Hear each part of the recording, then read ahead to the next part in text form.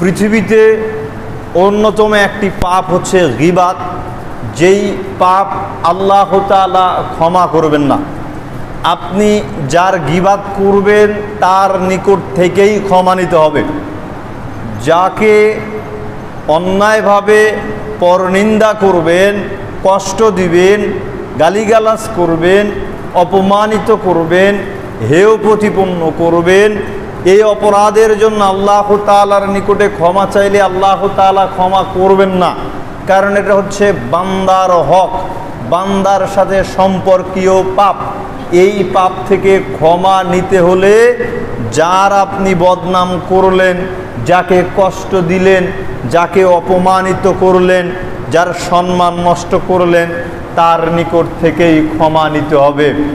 বিরাট ব্যাপার, কঠিন ব্যাপার, ভয়ঙ্কর ব্যাপার। সমাজের সবচেয়ে নিচু শ্রেণীর মানুষ রয়েছে, যাকে আমরা প্রচলিতভাবে চিন্তা করি আমাদের গ্রামে অমুক ব্যক্তি সবচাইতে ছোট শ্রেণীর মানুষ, সবচাইতে দরিদ্র মানুষ, সবচাইতে সম্মানের দিক দিয়ে হীন মানুষ। এই ব্যক্তিরও যদি আপনি বদনাম করে থাকেন, তার অগোচরে যদি তার গীবাত করে থাকেন, তার নামে যদি বদনাম রটিয়ে থাকেন, তবে এই পাপ তার নিকট থেকেই ক্ষমা নিতে হবে। বলতে হবে প্রকাশ্য অথবা গোপনে অথবা রাতের অন্ধকারে গিয়ে হলেও, ভাই তুমি ছোট শ্রেণীর মানুষ অথবা সম্মানী মানুষ যাই হও না কেন, আমি ভুল বুঝে তোমার বদনাম করেছি, অমুকের কাছে তোমাকে গালিগালাজ করেছি, তোমার মেয়ের সম্মান নষ্ট করেছি, তোমার মেয়েকে নিয়ে অপবাদ রটিয়েছি, ভুল করেছি, ভুল বুঝে এই কাজটা করেছি, তুমি আমাকে ক্ষমা করে দাও।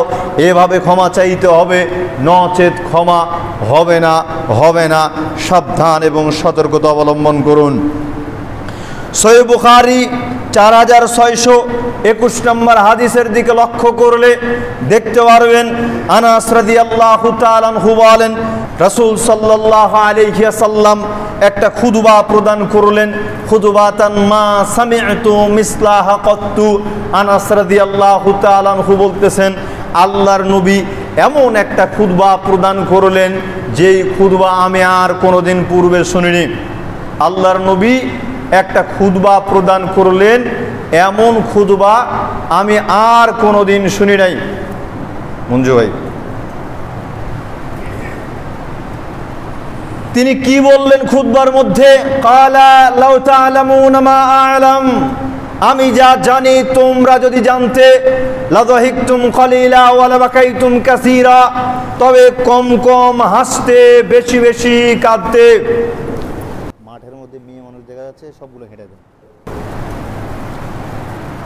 বেশি বেশি কাঁদতে, কম কম হাসতে। আল্লাহর নবী খুতবার মধ্যে বললেন, আমি যা জানি পৃথিবীর মানুষ সাহাবাগণ তোমরা শোনো, তোমরা যদি আমার কথাটা, আমার জানাটা জানতে, তবে কম কম হাসতে, বেশি বেশি কাঁদতে। আমরা কি করি? বেশি বেশি হাসি, কাদার চিন্তাই করি না। তাই তো পূর্বে একদিন বলেছিলাম, কবে কেঁদেছি, বিশেষ করে ছেলেরা কবে কেঁদেছি এটা খুঁজে বের করা কঠিন।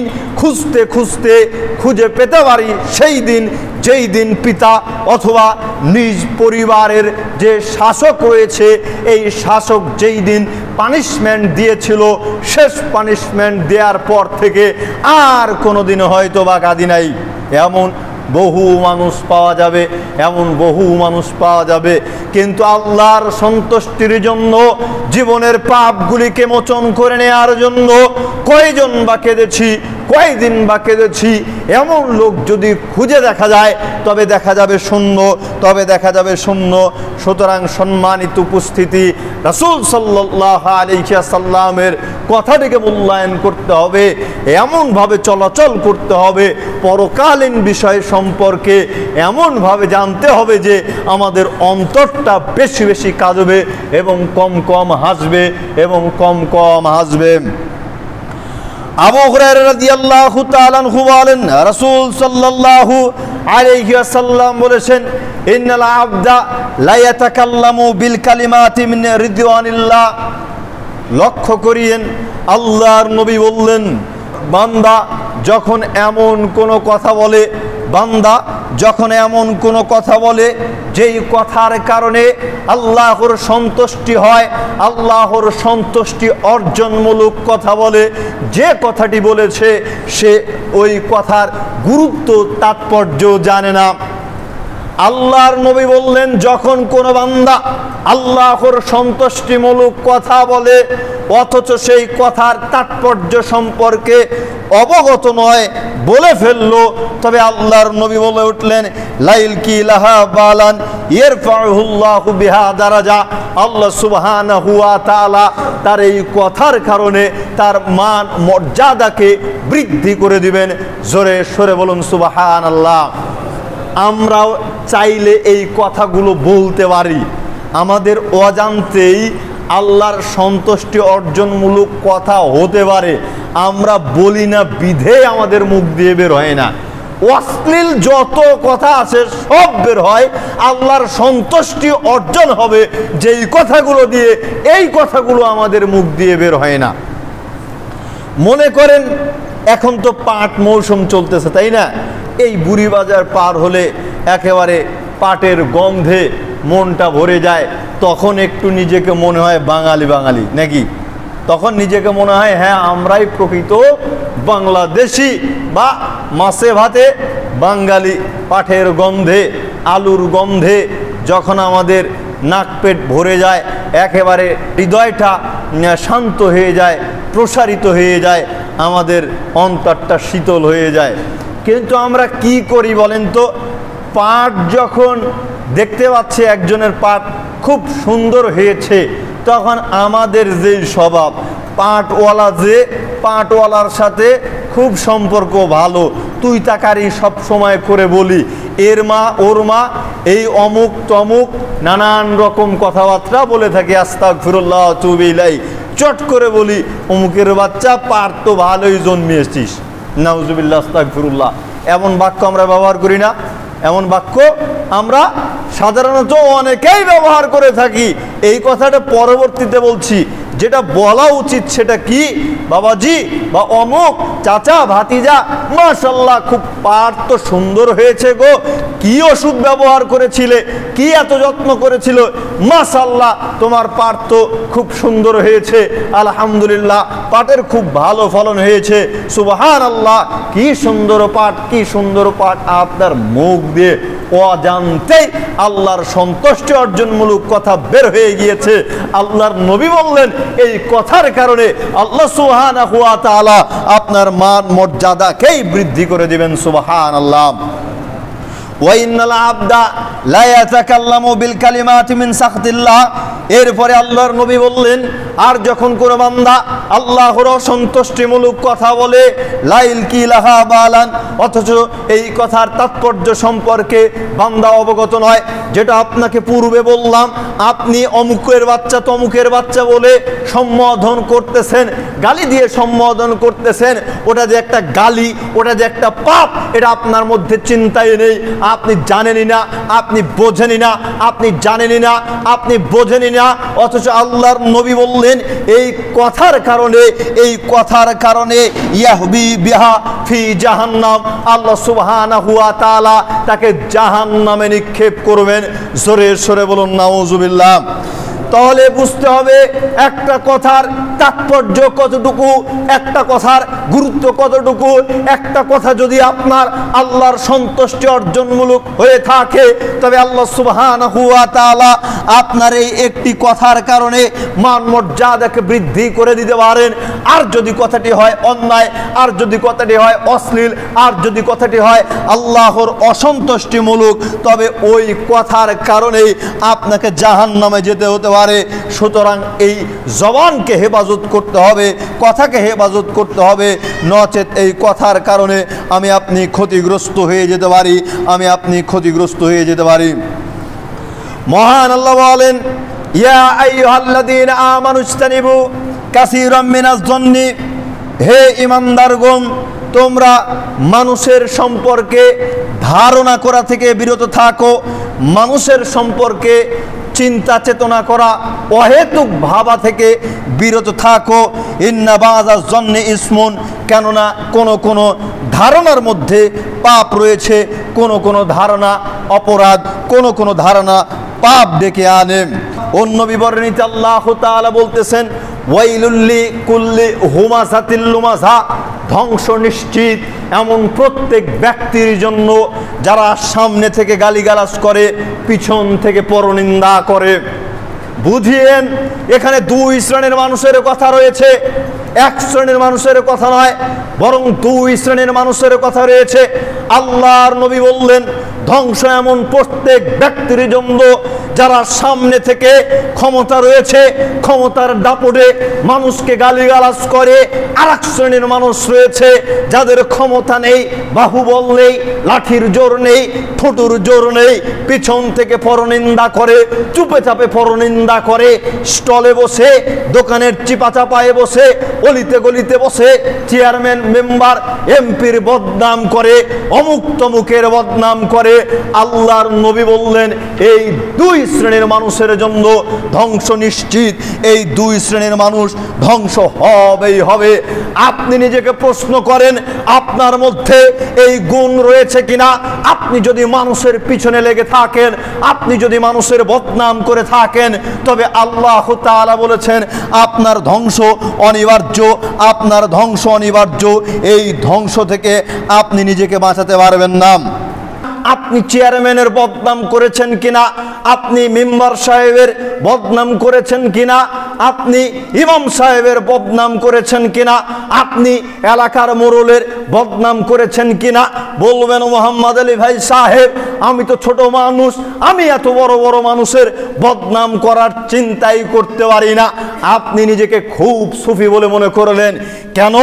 আপনাকেই তো দেখি বুড়ি বাজারে বলেন, পাঠাগার বাজার বলেন, তালঘুরিয়া বাজারে বলেন, রাত দিন চাষটলের মধ্যে বসে আছেন, রাত দিন চাষটলের মধ্যে বসে আছেন। একা একা যদি আপনাকে চা খেতে দেওয়া হয়, একা একা যদি আপনাকে চা খেতে দেওয়া হয়, একটার কাছে দুইটা, দুইটার কাছে চারটা যদি চা এমনিতেই খেতে দেওয়া হয়, তখন আপনি বলবেন, না, চা স্বাদ লাগছে না, চায়ে বুঝি চিনি কম হয়েছে, চায়ের পাতি বুঝি নষ্ট, অথবা চায়ে বুঝি লবণ কম হয়েছে, ইত্যাদি ইত্যাদি উদ্ভট কথা বলবেন। এগুলো কোনোটাই না। একই দোকানদার, একই পাতি, একই চা, একই পানি, একই কাপ, একই আগুন, সব কিছু একই, স্বাদ লাগছে না। কারণ আপনি যে বদনাম করবেন, আপনি যে কারো গীবাত করবেন, এই গীবাত শোনার লোকটা আপনার সামনে নাই। আপনার সামনে গীবাত যে করবেন, আপনার গীবাত যে কেউ শুনবে, এই লোকটা আপনার সামনে বসে নেই, যার কারণে স্বাদ লাগছে না। যদি দুইজন, চারজন, পাঁচজন আপনার সামনে বসে থাকতো, আপনি গীবাত করতেন, আর তারা আপনার গীবাতের সাথে হু ধরতো, আপনার কথাকে সত্য বলে সাক্ষ্য দিত, তখন চায়েও স্বাদ লাগতো, আত্মতৃপ্তিও পেতেন। আপনার মতো বোকা পৃথিবীতে মানুষ দ্বিতীয়টা নেই। নিজের টাকা দিয়ে চা খেয়ে নিজের পরকালকে ধ্বংস করতেছেন, নিজের টাকা দিয়ে চা খেয়ে নিজের সময়টাকে নষ্ট করে আপনি পরকালকে ধ্বংস করছেন। যেটা পূর্বেই বললাম, এই বদনামের ক্ষমা আল্লাহ তাআলা আপনার করবেন না, এই বদনামের ক্ষমা আল্লাহ তাআলা আপনার করবেন না। আপনি যার বদনাম করেছেন, যার সম্মান হানি করেছেন, তার নিকটেই ক্ষমা নিতে হবে, তার নিকটেই ক্ষমা নিতে হবে। পরিস্থিতি কত কঠিন হবে, পরিস্থিতি কত জঘন্য হতে পারে, একটাবার চিন্তা করুন। বলবেন, মোহাম্মদ আলী ভাই, আপনার কথা মেনে নিলাম, আপনার কথা ঠিক আছে, কিন্তু কি করি বলেন তো দেখি? রাত দিন কি বাড়িতে বসে থাকা যায়? স্ত্রীর প্যানপ্যানানি, ঘ্যানঘ্যানানি সহ্য হয় না, তাই তো বিকেল বেলাতে, সন্ধ্যাবেলাতে একটু বাহিরে যাই, বাহিরে গিয়ে বন্ধুদের সাথে আড্ডা পিটি, চায়ে আসর জমাই। আস্তাগফিরুল্লাহ ওয়া আতুবু ইলাইহি। আপনি এই চা খাওয়াটাও সাদকাতে পরিণত করতে পারেন, এই চা খাওয়াটাও নেকিতে পরিণত করতে পারেন, এই চা খাওয়াটাও ইবাদতে পরিণত করতে পারেন। আপনি বলবেন কিভাবে সম্ভব? এটা অবশ্যই সম্ভব, অবশ্যই সম্ভব। আপনি আজ থেকে বাজারে গিয়ে চা স্টলে চা খাওয়া থেকে বিরত থাকুন। খেতেই যদি হয় খুব অল্প সময়ের মধ্যে চা খাওয়া শেষ, দোকানে অবস্থান করাও শেষ, দ্রুত সেখান থেকে চলে যান। যদি সম্ভব হয় আজকে এই চায়ের পাতি, চায়ের ব্যাগ কি বলে, এগুলোকে কিনে দিয়ে বাড়িতে চলে আসেন। আজকে বাড়িতে আসার পরে বিকেল বেলাতে, সন্ধ্যা বেলাতে আপনার স্ত্রীকে অন্তর খুলে, মন খুলে একটা ডাক দেন, এ অমুকের মা, আজকে তোমার সাথে চা খাবো গো, সুন্দর করে চা বানাও, পানিটা একটু হিট দিও, চায়ে একটু লবণ, চায়ে একটু চিনি বেশি দিও অথবা কম দিও, একটু চাটা বেশি করিও, সঙ্গে যদি সম্ভব হয় দুই একটা বিস্কিট নিয়ে আসিও। আজকে থেকে তোমার সাথে চা খাবো আর গল্প করব, মিষ্টি মিষ্টি গল্প করব। আল্লাহর নবী বলেছেন তাবাসসুমু কাফি ওয়াজহি আখিকা লাকা সাদাকা। তুমি যখন কারো সাথে হাসি মুখে কথা বলবে সেটাও তোমার আমলনামায় সাদকার নেকি লিপিবদ্ধ হবে, সেটাও তোমার আমলনামায় সাদকার নেকি হিসেবে লিপিবদ্ধ হবে। বিশ্বাস করেন, আপনি যদি আপনার স্ত্রীর সাথে বসে হাসি মুখে গল্প গুজব করে চা খেতে পারেন, কথা বলতে পারেন, ইনশাআল্লাহ আপনাদের মাঝে পারস্পরিক যে প্রতিদিন দ্বন্দ্ব লেগে থাকে, কথার মধ্যে ঝগড়া বিবাদ লেগে থাকে, এই ঝগড়া বিবাদ মীমাংসা হবে তো হবে ইনশাআল্লাহ। আপনাদের আমলনামাতেও সাদকার নেকি লিপিবদ্ধ হয়ে যাবে ইনশাআল্লাহ। আমরা তা পারবো ইনশাআল্লাহ এই কাজ করতে? পারবো? মনে হয় না। উত্তর নাই, উত্তর নাই। বলবেন, বিশেষ করে যুবকরা বলবে কি যে মোহাম্মদ আলী ভাই, চা যদি স্ত্রীকে সাথে নিয়ে খাইতেই বলেন তাহলে বাড়িতে আর খাবো না, স্ত্রীকে সঙ্গে নিয়ে চা স্টলের মধ্যে ঢুকবো। ঠিক কিনা? পরিস্থিতি এরকমই। নিজের স্ত্রীকে মানুষের সামনে ভোগ পণ্যের মতন করে উপস্থাপন করিয়ে গায়রাতকে নষ্ট করে দিয়ে নির্লজ্জ বেহায়ার মতো পরকালকে ধ্বংস করিয়েন না। আপনার স্ত্রী আপনার নিকটে আমানত, আপনার স্ত্রী আপনার নিকটে আমানত। আল্লাহ সুবহানাহু ওয়া তাআলা আপনাকে সঠিক বুঝ দান করুক, আমিন। সহিহ মুসলিম 192 নম্বর হাদিস, রাসূল সাল্লাল্লাহু আলাইহি ওয়াসাল্লাম বলেছেন লা ইয়াদখুলুল জান্নাতা কাত্তাত। একটা হাদিস গীবতের উপরে আমল করলেই এনাফ। একটা হাদিসই মনে রাখলে আপনি গীবত থেকে বিরত থাকতে পারবেন। কি সেই হাদিস? আল্লাহর নবী বললেন চগলখোর ব্যক্তি, গীবতকারী ব্যক্তি জান্নাতে প্রবেশ করবে না, জান্নাতে প্রবেশ করবে না। সালাত আদায় করুক, হজ করুক, যাকাত প্রদান করুক, যাই করুক, দান সাদকা করুক, যেটাই করুক না কেন, আল্লাহর নবী বললেন চগলখোর ব্যক্তি জান্নাতে যাবে না। চগলখোর ব্যক্তি জান্নাতে যাবে না। কেন যাবে না? পরনিন্দা করেছে, অন্যের বদনাম রটিয়েছে, ক্ষমা নেয় নাই বিধে, ক্ষমা ব্যতীত মৃত্যুবরণ করলে সে জান্নাতে যাবে না। আল্লাহর নবী বলেছেন, সহিহ মুসলিমের হাদিস। চিন্তা করুন তো, এমন পাপ থেকে আপনি নিজেকে সতর্ক করতে পেরেছেন কিনা? এমন পাপ থেকে নিজেকে হেফাজত করতে পেরেছেন কিনা? যদি হেফাজত করতে না পারেন তবে পরিস্থিতি কঠিন আছে, পরকালীন জীবন আপনার জন্য অত্যন্ত কঠিন আছে। সহিহ মুসলিম 6487 নম্বর হাদিসের দিকে লক্ষ্য করলে দেখতে পারবেন, আবু হুরায়রা রাদিয়াল্লাহু তাআলা আনহু বলতেছেন, আল্লাহর নবী বলেছেন আতাদরুনা মাল গীবা, সঙ্গী সাথী তোমরা কি বলতে পারো গীবত কি জিনিস, পরনিন্দা কি জিনিস? সঙ্গী সাথী তোমরা কি বলতে পারো গীবত কি জিনিস, পরনিন্দা কি জিনিস? ক্বালু ইয়া রাসূলুল্লাহ সাল্লাল্লাহু আলাইহি ওয়াসাল্লাম, সাহাবাগণ বলে উঠলেন আল্লাহ এবং রাসূলই ভালো জানেন। তখন আল্লাহর নবী বলে উঠলেন যিকরুকা আখুকা বিমা ইয়াকরাহু, তুমি তোমার ভাই সম্পর্কে, তুমি তোমার বন্ধু সম্পর্কে কিছু একটা বলবে আর এই বলাটাকে সে অপছন্দ করে, এটাই গীবত, এটাই পরনিন্দা। বুঝিয়েন কিন্তু আমি আপনার সম্পর্কে আপনার অগোচরে একটা কথা বলবো, এই কথা বলাটা আপনি অপছন্দ করেন।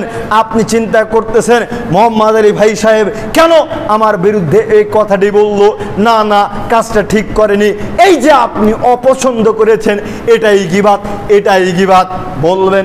মোহাম্মদ আলী ভাই সাহেব বুঝলাম ভালো কথা, কিন্তু আমরা তো দেখছি যার গীবাত করতেছি তার মধ্যে আসলেই সেই অপরাধটি রয়েছে।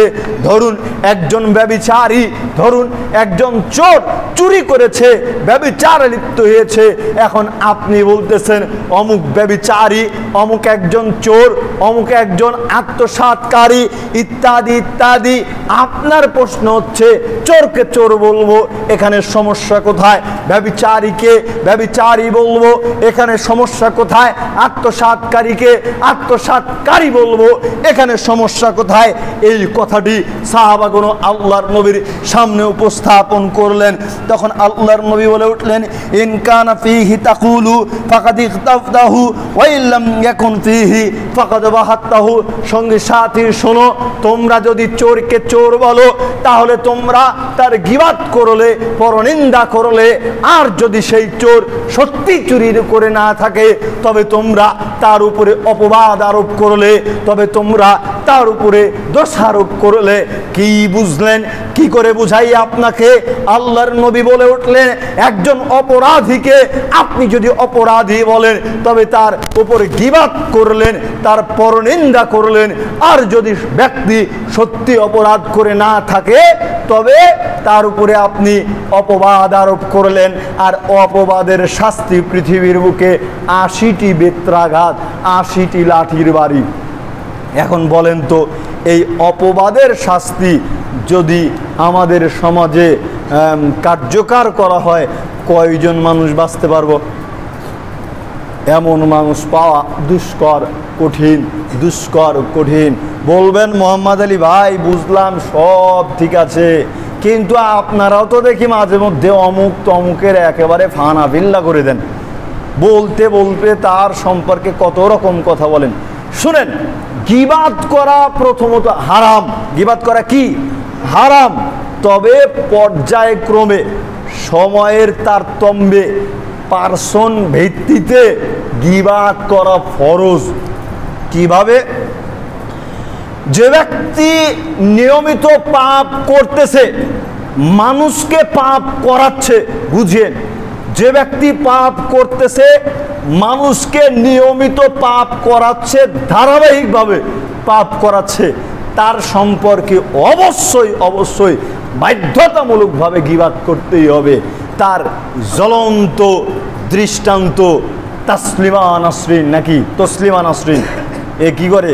নাস্তিক বেডি রাত দিন কি করে ইসলামের মানকে ক্ষুণ্ণ করা যায়, মুসলমানদেরকে অপমানিত করা যায়, হেয় প্রতিপন্ন করা যায়, এই মিশনে নেমে আছে।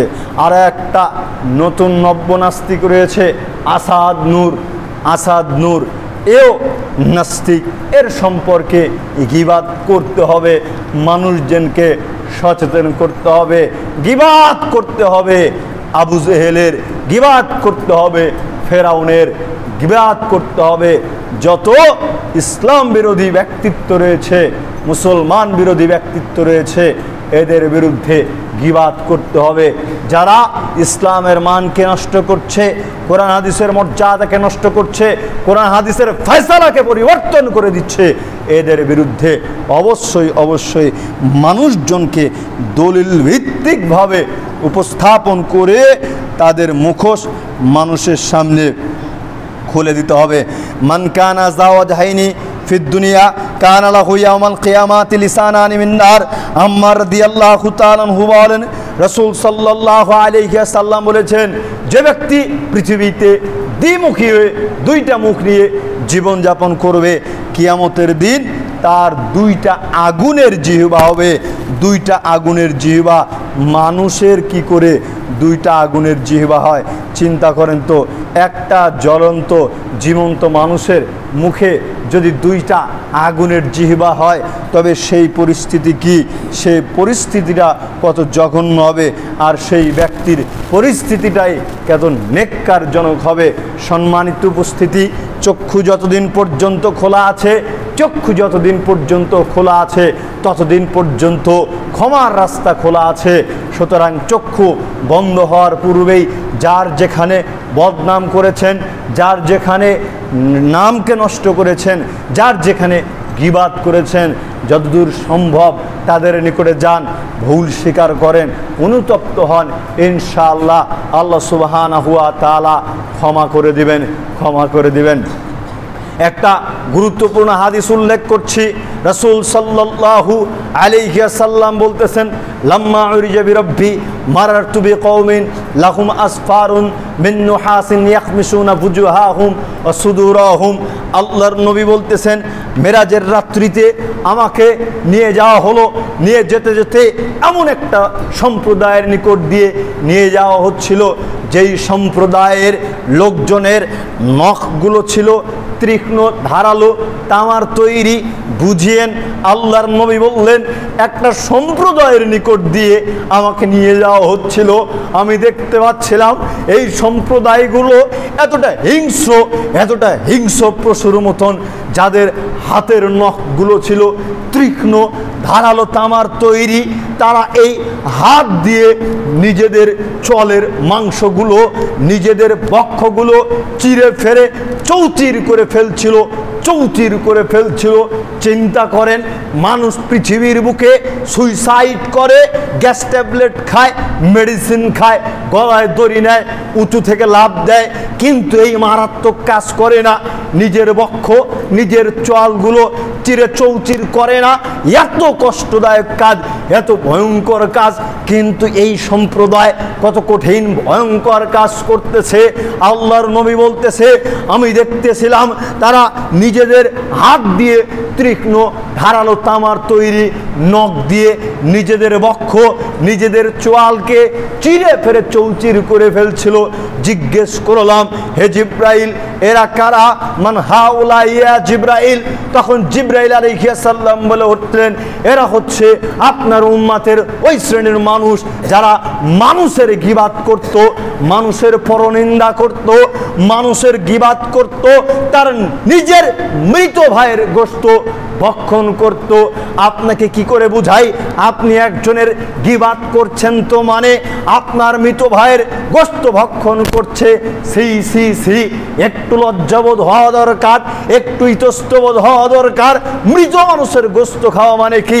আপনাকে দিলে, আপনার সামনে যদি মৃত মানুষের গোশতকে উপস্থাপন করা হয়, অথবা জীবিত কোনো মানুষেরই গোশতকে উপস্থাপন করা হয়, আপনি কখনোই ভক্ষণ করতে পারবেন না। কিন্তু তার সমপর্যায়ের কাজ, সমপর্যায়ের পাপ, সমপর্যায়ে অপরাধ আপনি প্রতিনিয়ত করেই চলছেন। সম্মানিত উপস্থিতি, সুতরাং নিজের জবানকে হেফাজত করুন, নিজের জবানকে কন্ট্রোল করার চেষ্টা করুন। এ কারণে আল্লাহর নবী বলতেছেন, মান ইয়াদমান লি মা বাইনা লাহইহি ওয়া মা বাইনা রিজলাইহি আযমান লাহুল জান্নাহ। যে ব্যক্তি মুখ এবং দুই পায়ের মধ্যবর্তী স্থানের জিম্মেদারিত্ব নেবে, আমি মুহাম্মদ সাল্লাল্লাহু আলাইহি ওয়াসাল্লাম তার জন্য জান্নাতের জিম্মেদারিত্ব নিব। জোরে সরে বলুন সুবহানাল্লাহ। কয়টা জিনিসের কথা বললেন আল্লাহর নবী? মাত্র দুইটা। একটা হচ্ছে জিহ্বা আর একটা হচ্ছে লজ্জাস্থান। একটা জিহ্বা আর একটা লজ্জাস্থান। জিহ্বা এবং লজ্জাস্থানের যে ব্যক্তি জিম্মেদারিত্ব নেবে, আল্লাহর নবী বললেন আমি মুহাম্মদ সাল্লাল্লাহু আলাইহি ওয়াসাল্লাম তার জন্য জান্নাতের জিম্মেদারিত্ব নিব। অথচ বর্তমান পৃথিবীর দিকে লক্ষ্য করলে, আমাদের সমাজের দিকে লক্ষ্য করলে আমরা দেখতে পাচ্ছি আমরা এই দুইটার মাধ্যমেই সবচাইতে বেশি অপরাধে লিপ্ত হচ্ছি, বেশি পাপে লিপ্ত হচ্ছি, জেনায় লিপ্ত হচ্ছি। চোখের মাধ্যমে, মোবাইলের মাধ্যমে, অন্তরের মাধ্যমে, শারীরিকভাবে বিভিন্নভাবে আমরা ব্যভিচার লিপ্ত হচ্ছি। আর মুখের মাধ্যমে, দুই চোয়ালের মাধ্যমে রাত দিন অনবরত আমরা পাপ করেই চলছি। নেতাকে গালি দিচ্ছি, অমুককে গালি দিচ্ছি, পিতামাতার অবাধ্য হয়ে চলাচল করছি, প্রতিপক্ষকে আঘাত করে বসে জীবনযাপন করছি, রাত দিন পাপ করেই চলছি। সম্মানিত উপস্থিতি, সবাইকে উদাত্ত আহ্বান জানাই, আমরা প্রত্যেককেই নিজের জিহ্বাকে হেফাজত করবে ইনশাআল্লাহ। হেফাজত করবো তো ইনশাআল্লাহ? ইনশাআল্লাহ। আল্লাহ তুমি কবুল করে নাও, আমিন।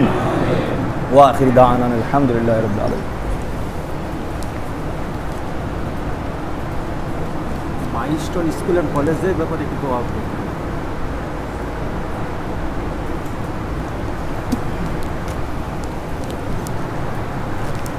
আলহামদুলিল্লাহি ওয়াহদা ওয়াসসালাতু ওয়াসসালামু আলা মান লা নাবিয়্যা বা'দা।